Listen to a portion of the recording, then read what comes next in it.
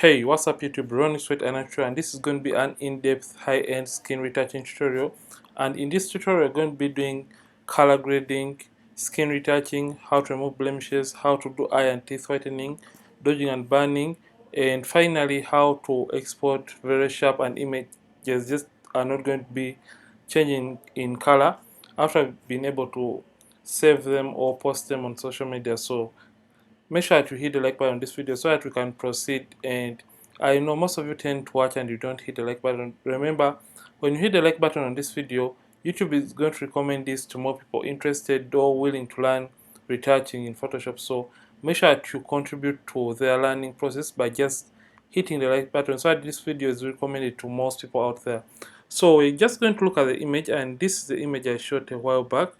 So the very first thing I have to do, or the very first thing you do before retouching, so this is Capture One. I tend to first of all color grade my images in Capture One. So this is the Capture One interface, and if at all you have Capture One, you can have your interface looking like mine by simply coming right here to Window, Workspace, and you come to Migration, and you're going to be having your options on the right hand side and working the way Lightroom is. And if at all you don't have Capture One, you can as well process your file using Camera Raw, and we shall meet later on in Photoshop to do a skin retouching. So right now what I tend to do, I come to my highlights under the high dynamic range, and I take the highlights down, and I do the same for my whites to get back the rich contrast or the rich details within the skin tone. Then I come and take blacks down a little bit, and I open up the shadows slightly to get back the information within the shadow areas. Then I tend to add some tiny bit of clarity to around 5. Then I feel like I want to add some contrast within the image, so I'm just going to come to the levels, and I simply click and drag to add the blacks in and open up the whites. But as I'm doing this, I always make sure the exposure warning is turned on, because I want to see the overexposed areas as I'm doing these adjustments.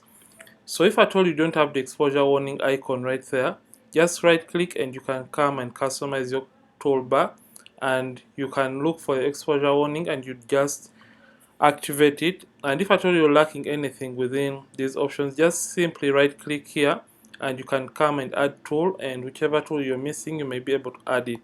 So I'm finally done doing the basic corrections on the image, and the next thing is going to be doing the skin tone color grading. So what I'm going to do, I'm just going to come to my layer option, and I simply right click and I create a new field layer.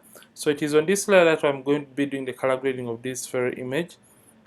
So I'm just going to come all the way down, and I'm going to come to the color editor. Like if at all you don't have the color editor option, like I say, just right click and you can come to add tool, and you look for the color editor tool, and you can add it within your window in Capture One. So I'm just going to come to color editor and come to skin tone. So you can see right now our skin has a lot of red, you can see that. So I just want first of all get a uniform color that is not close to red, and for this case I just want to get a color that is close to skin tone. Remember, you can't have all this red color within the skin tone. So I'm just going to zoom in and I look for an area. So using the eyedropper tool in Capture One and a skin tone area, just going to come and I click the area I want the rest of the skin to look like, and this is going to select a sample of the colors within that selected range. And when I come all the way down and I click on view selected color range, you can see the other colors tend to turn into black and white, and the selected colors are going to be activated, and when you turn it off you get back the rest of the colors. So what I'm going to do, I'm just going to come to uniformity slider, and I'm going to hue the rest of the colors just like that.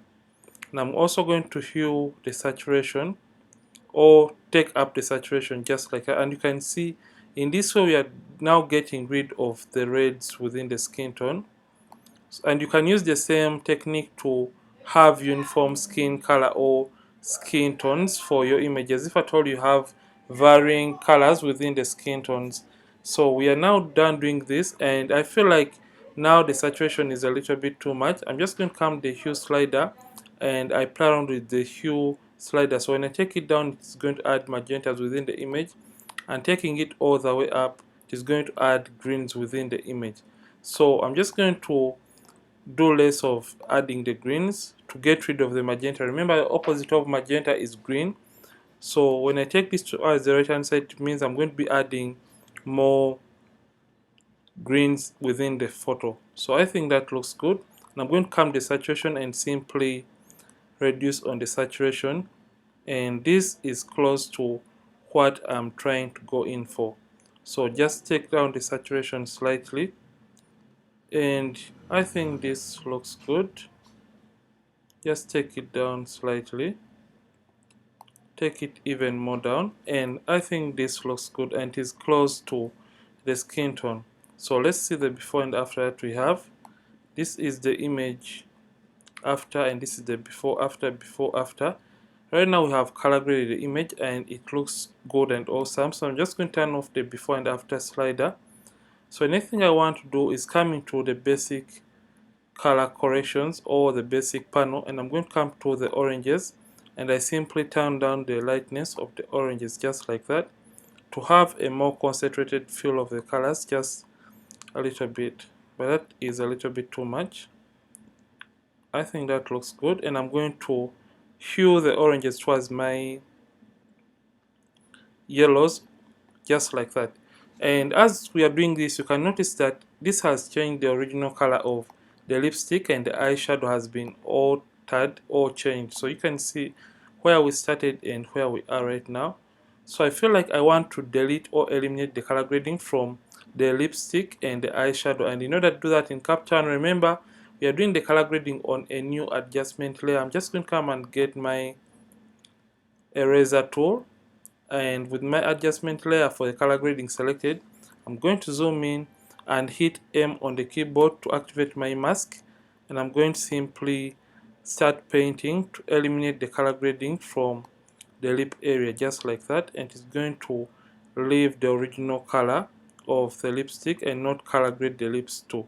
So I'm just going to do this and come to the eyeshadow and also eliminate it from the eyeshadow and the eyes themselves just like that. I think this looks good.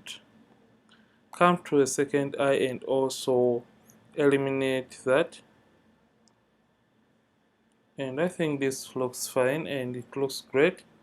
So what I'm going to do, I'm going to come and hit M on the keyboard to activate or get back the image the way it was meant to be. So after doing that, I'm going to come and export the image into Photoshop to do a skin retouching. So I'm simply going to come to image and come to edit with and come to Photoshop 2020. That's the version of Photoshop I want to use. The format has to be in TIFF. That's what I prefer, and I prefer 16-bit image. Options uncompressed, ISIS profile, Adobe RGB 98 because this is supported by Photoshop, and resolution is going to be 300 pixels per inch. The scale is fixed and at 100%.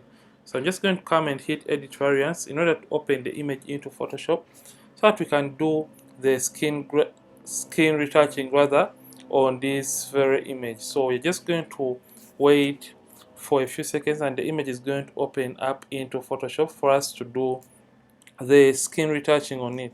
Remember, we are doing a high-end frequency separation or a high-end skin retouching tutorial, and this is going to be an in-depth tutorial. So the image has been imported into our Photoshop, and now, right now we just want to do the skin retouching on this image. And before I do skin retouching, I tend to in a ratio of 4:5 or 8:10 ratio. I'm just going to come to the crop tool and simply select the ratio 4:5 or 8:10, and I'm going to crop in so that I can have a more closer emphasis on the model, or just move and crop in my image and simply hit enter on the keyboard to accept or approve my crop settings. So right now we are done cropping the image, and what we want to do is skin retouching. So in this tutorial we're going to be doing frequency separation, and remember, frequency separation is a skin retouching technique that is going to divide the image into two frequencies. That is the high frequency layer and the low frequency layer.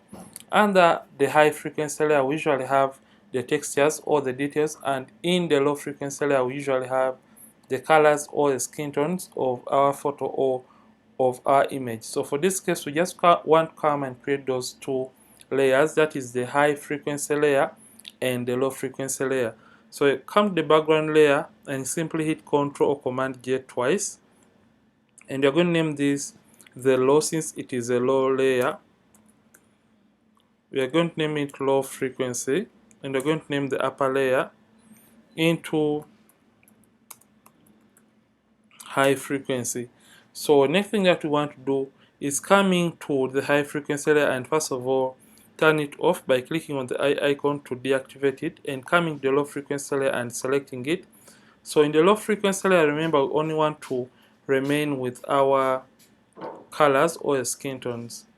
So come to the low frequency layer and select it, make sure it is activated, and simply come to filter, come down to blur, and come to Gaussian blur.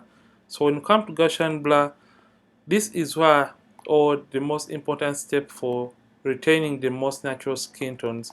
So you're going to get this window, and when you get this window, make sure that you zoom in and look for the area that has prominent details. So remember, we just want to blur out or remove out the details from this area, and we stop at that point when the prominent details are just starting to disappear from the photo or from the image.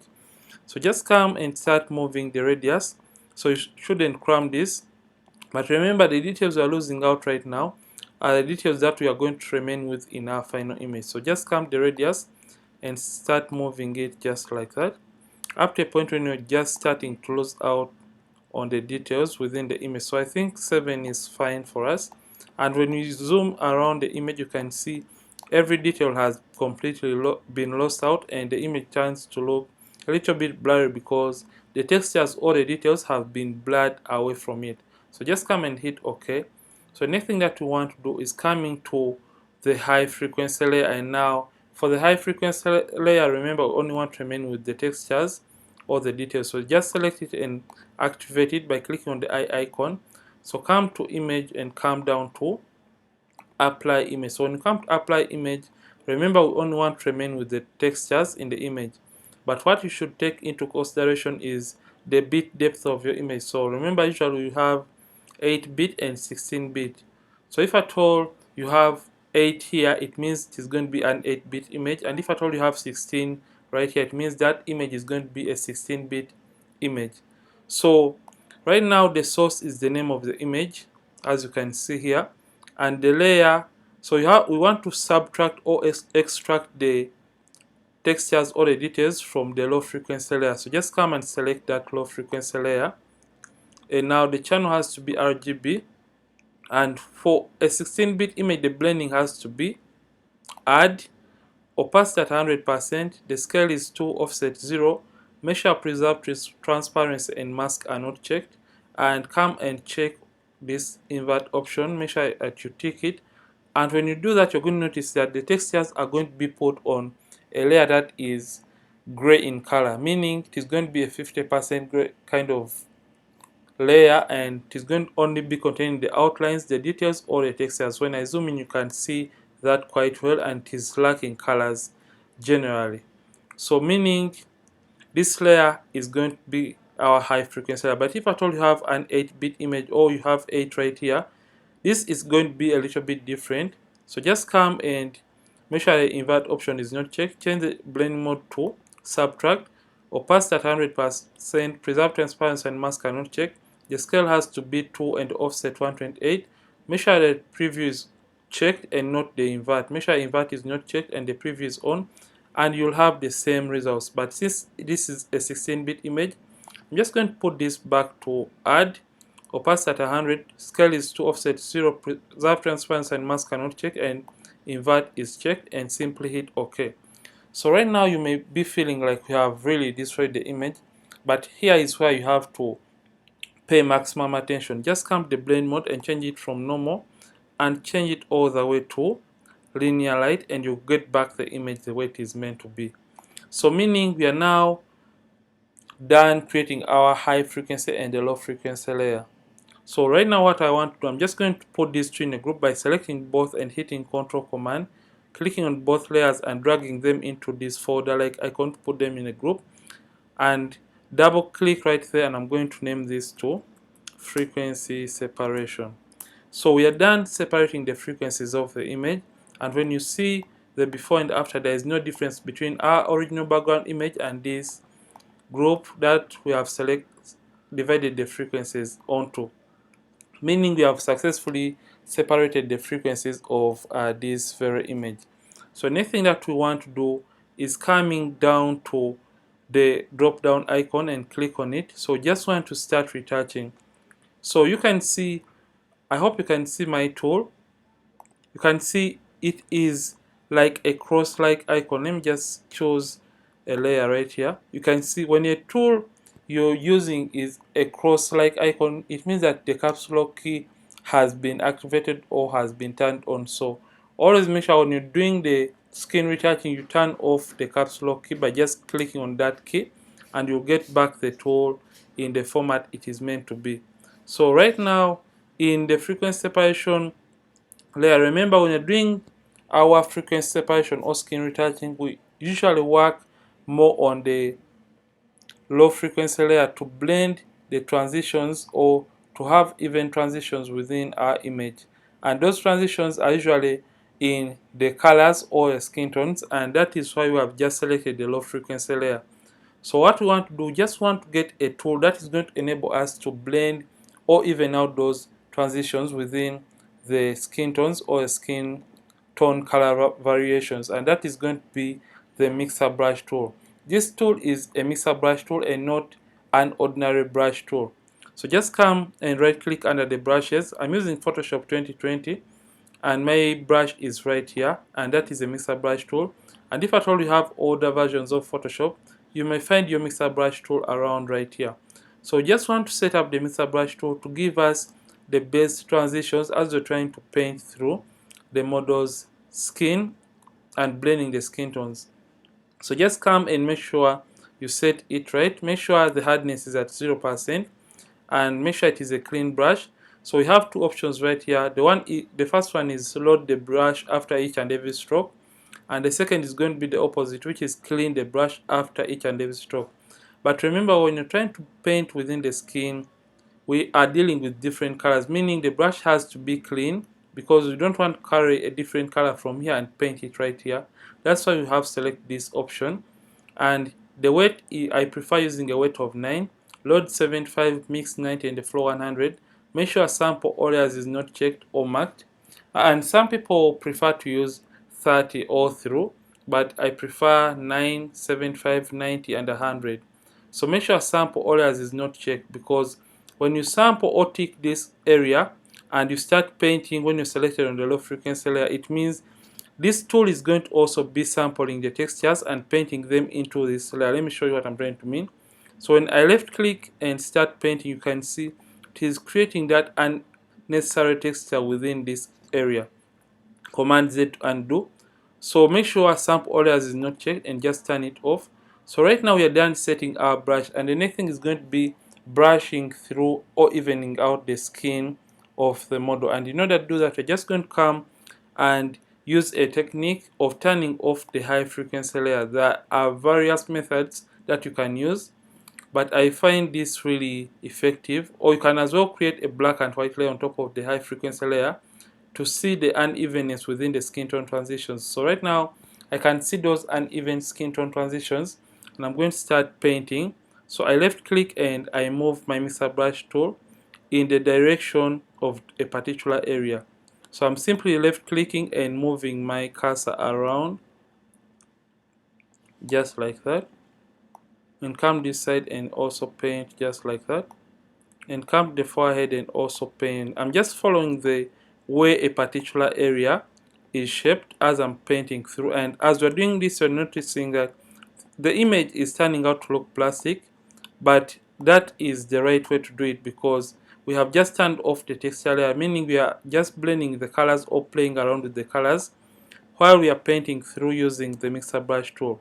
So I'm just going to come to the cheek area and also paint on that area just like that, and come this side and also paint just like that.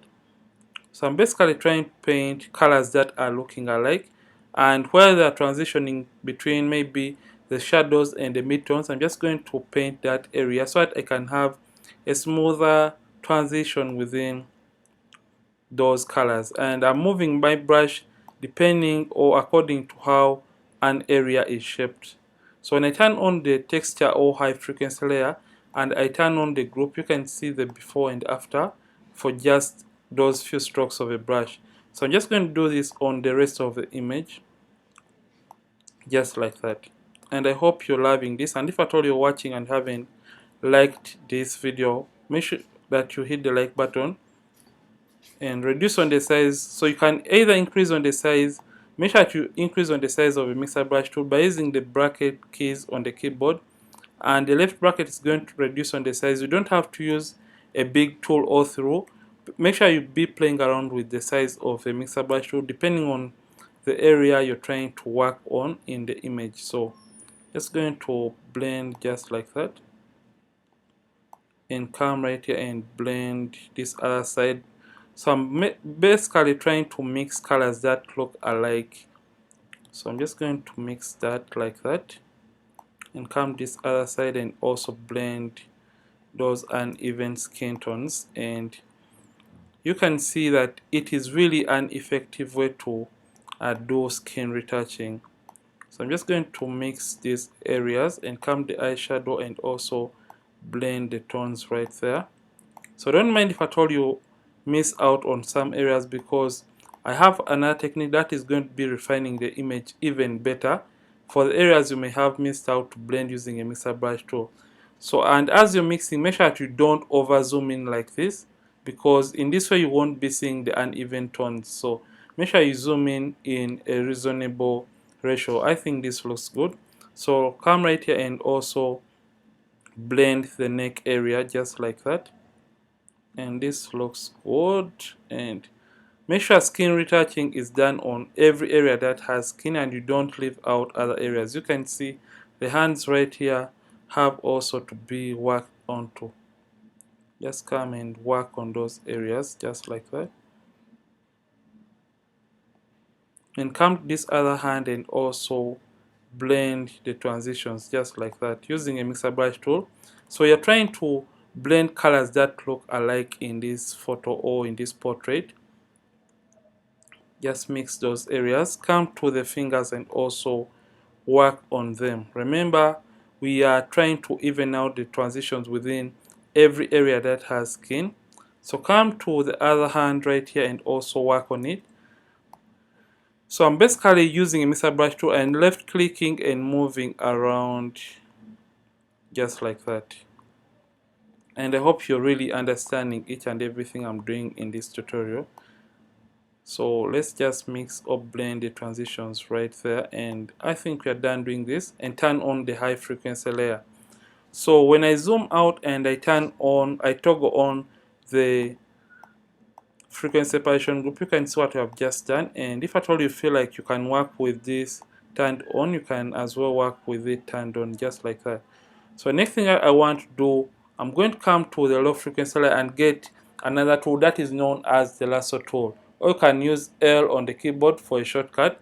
Make sure this new selection mode is activated, and the feathering is between 22 and 25 pixels. I prefer 22, because when you're trying to select the skin area to refine the areas we may have missed out when you're using the mixer brush tool, we just want it to be smooth and it has smooth edges. So I'm just going to use Ctrl Command plus to zoom in, and I'm going to come and select on the skin area. Remember, only select on the skin area and you keep away from the edges just like that, and select it according to the shape or the way that area has been shaped. So you can see a shape I've just made.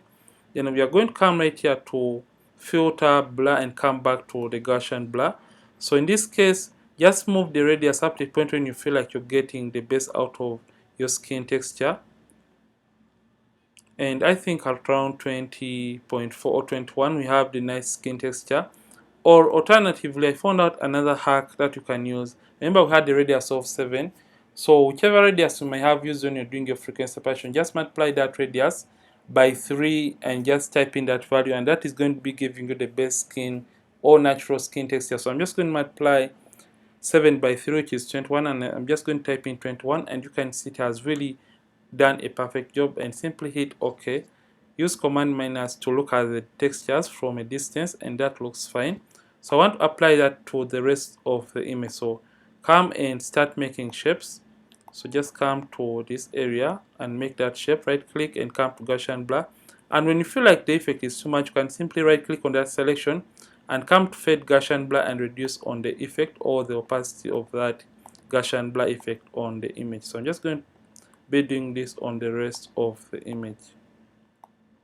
And I hope you're really following along and understanding. And if at all you have any query, you can just let me know in the comment section, and I would put that in a tutorial if at all it is really important and you find something really confusing regarding skin retouching. So I'm just going to make shapes, right click and come to Gaussian Blur and do that. And I usually use this step for only the face area of my subjects because I don't want to make or apply it on the rest of the body, because those other areas really have less to do with skin details or skin texture.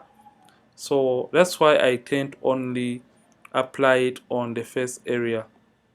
So remember, we haven't removed the blemishes, and that is going to be the next step for this tutorial. So make sure that you're not turned off or you don't tune off from this tutorial at this point, because everything I am giving you is very nice and crucial in your photography career. So just right click and come to Gaussian Blur, and I feel like we have really done a nice and decent job to retouch this image. So you can see the before and after, before, after. So the next thing is going to be removing the blemishes or skin imperfections. And the very thing I forgot to tell you is, when it comes to the nose area, just apply it on the shadow area and don't apply it to the overall nose, because that is going to be flattening the nose. So just come, if at all you feel like you want to apply it on this highlight, apply it on the highlight and simply reduce on the opacity, because that is going to be making the nose flat. So just come and fade or reduce on the opacity, and that is going to be natural and really beautiful. So anything that we want to do is removing the blemishes, and the blemishes are part of textures that are in the high frequency layer. So select the high frequency layer and come to the clone stamp tool, and for settings I prefer to use hardness of 40 and opacity and the flow at 100%. Make sure sample is on the current layer, because you only want to sample information that is in the texture layer. So I'm just going to zoom in by using Ctrl Command plus on the keyboard. Reduce on the size of my clone stamp tool by using the open and close brackets on the keyboard, and sample. So I'm just going to be sampling from a clean area and stamping it over the blemish by using, I sample by holding down alternate and left clicking on a clean area close to the blemish and simply clicking over the blemish to eliminate it.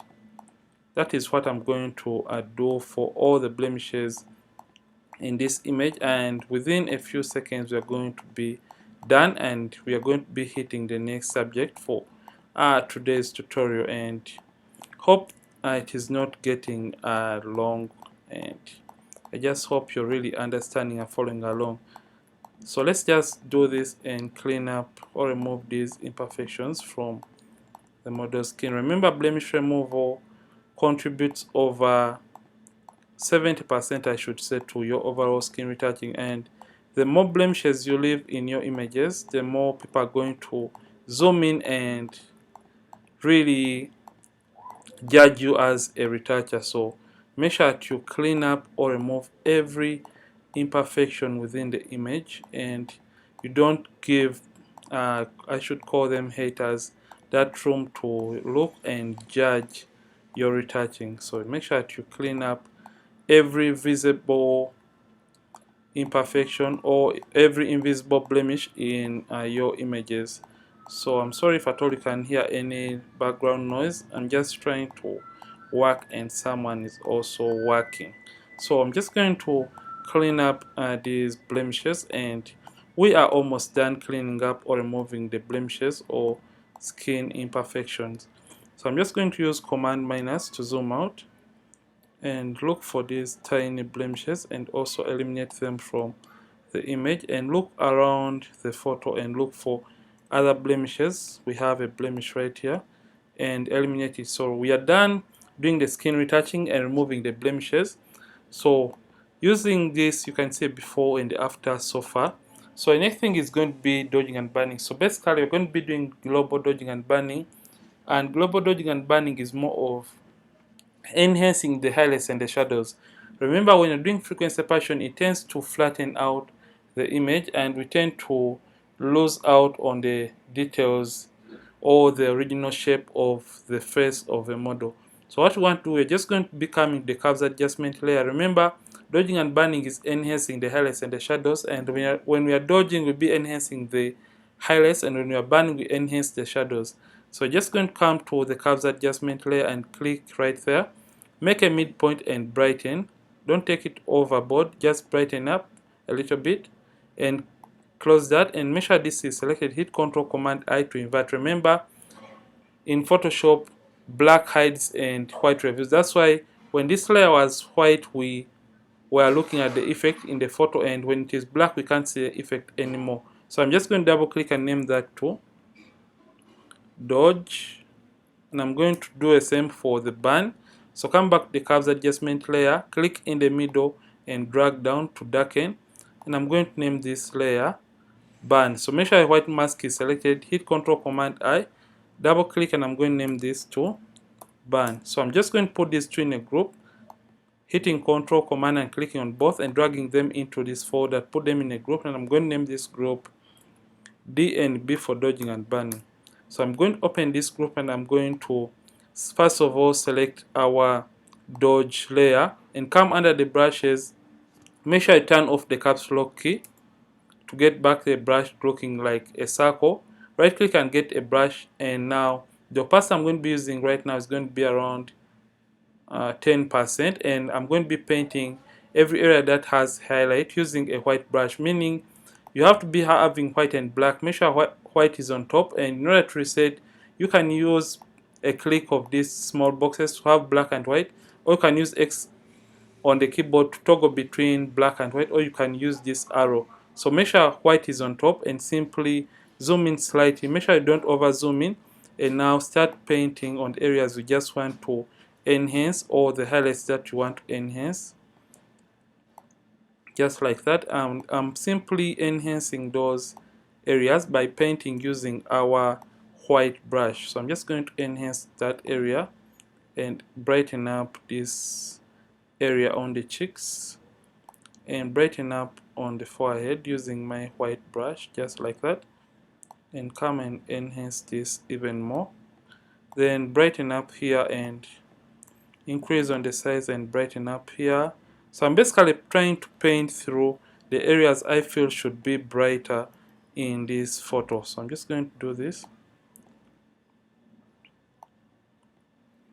and come and enhance this even more, and come back to the cheek. You can as well enhance the lips to make them even glow or look better. So I'm just going to do this. So I'm going to do the same for the burning, and this time around I'm going to burn the shadows. So just come here to the shadows and simply paint using a white brush, and come this other side and paint just like that to enhance those shadows, and come to the nose area and darken or enhance the shadows in the nose area using a white brush. So just using a soft round brush to enhance the highlights and the shadows, and this technique is known as global dodging and burning. So if at all you don't want to have a flat image at the end of your retouching process, make sure that you add shape or dimension using this dodge and burn technique. You can as well enhance there. So I'm just going to zoom out, show you the difference that we have right now. So you can see the before and after, before, after. You can see a difference, and now we have shape or dimension added onto this image. And if at all you feel it is too much, you can come and reduce on the opacity of your overall group, or you can reduce on the opacity of a given layer. So that is done for adding shape or dimension. And next thing is going to be doing a little bit of final color grading and doing some eye whitening to this model.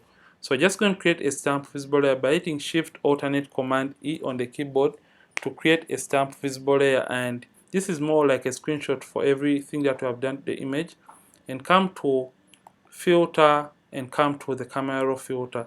So you have created the stamp visible layer by hitting Shift Alternate Command E on the keyboard, and we created the stamp visible layer. And now we are in the camera raw filter. So what I tend to do right here, I come to the color mixer or the hue, saturation, and luminance, and I come to the brightness levels. So luminance is more of how bright or how dark a given color is. So I want to enhance more the skin tone. So I'm just going to darken the oranges just like that by taking the orange slider down to around -20 and come to the hues and hue. Remember, I feel like the skin tone is a little bit too red for my liking. So the opposite of red in the oranges is going to be yellow. So I'm just going to move the slider towards the yellow side just like that. And that looks good. And I'm going to come to the saturation. Now I feel like the skin is now over orange. So I'm just going to take the oranges, the saturation of the oranges down, and -8 can do. That looks good, and you can see the before and the after. It is not too much of a difference, but it is really worth it. So I could come and also take this a little bit higher and also take the red towards my oranges just slightly by around 2. So this is the before and after, before after. So the next thing I want to do, I'm just going to do a little bit of eye whitening, and by doing that I'm just going to click and zoom into the eye, Command plus, that is what you can use, and get the adjustment brush tool. And how to set up the brush to whiten the eyes. Remember, we have some yellows within the white area of the eye, and in order to eliminate the yellows, make sure I move the temperature towards the opposite of yellow, which is blue. So I'm just going to take this to around -24. And remember, I'll have some greens, and the opposite of green is magenta. I'm going to take it all the way to around 65 and brighten up the whites in the eye by taking up the highlights to around 5 and the whites to around 5, and simply calm the saturation to remove other random colors by taking down the saturation to around -60 and simply paint over the white area. Remember, we are only painting over the white area and not the skin, because when you paint in the skin, it is going to be desaturating because the saturation of the brush is removed or desaturated, meaning it is going to desaturate the skin area too. So just paint only in the white area of the eye to do the whitening, and that looks good. And whiten that catch light, and when you feel like it is okay, come to the second eye and also whiten it.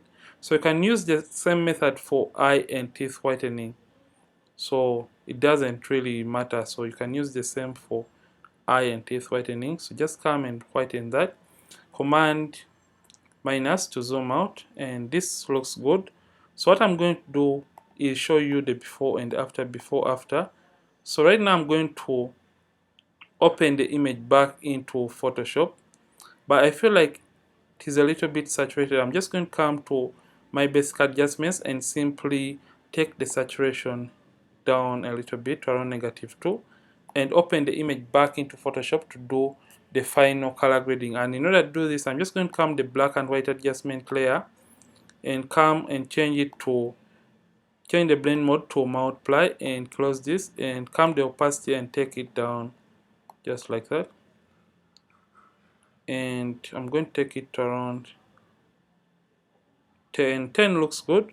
And I'm going to come back to the black and white adjustment layer, and this time around leave the blending mode to normal and simply take down the saturation or the opacity of that layer.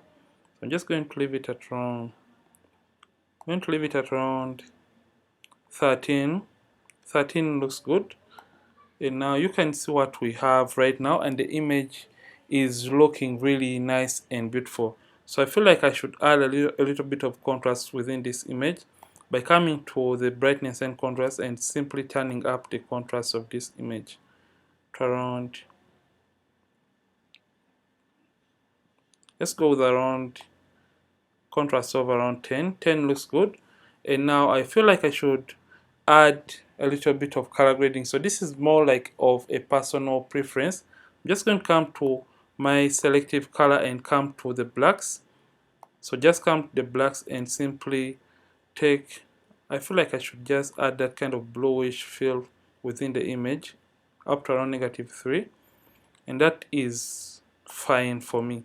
So let's see the overall before and after for the retouching and color grading of this image. And hold down the alternate. You can see before, after, before, after. You can see how nice and beautiful the image has turned out to be or to look. So anything is going to be saving the image so that it doesn't change in color after we have been able to save it. And in order to do that, just come to File, Export As, Export, and come to Export As, and it is going to open up another window for you. And in order to do this, you're going to come to the file settings. Make sure the format is JPEG and the quality is at 100%. Image size, I usually don't tamper with it. And resample, make sure to, if at all you want a very sharp image after exporting it or after saving it, make sure resample is saved to by cubic sharper, and this is going to be sharpening the image by a little bit. And now come to this option which says convert sRGB and also embed color profile. So make sure you tick this, and what this is going to do, it is going to embed the colors that you color graded into the image, and also embed the colors Photoshop puts into the image. And with both options done, you're going to be able to have a very sharp image or an image that won't look different from what you color graded in Photoshop. So just come and hit export, and I'm going to name this to class, and look for a folder and save your image. And after being saved, your image is, or this folder, this window is going to be closed automatically. So this has been it for today's tutorial, and if at all you have found this helpful, don't forget to like this video and don't forget to subscribe. If at all you have been watching and you haven't subscribed this channel, Ronnix from ronnixphotography, thanks for watching, and see you in yet more tutorials on this channel. Don't forget to keep practicing and keep creating.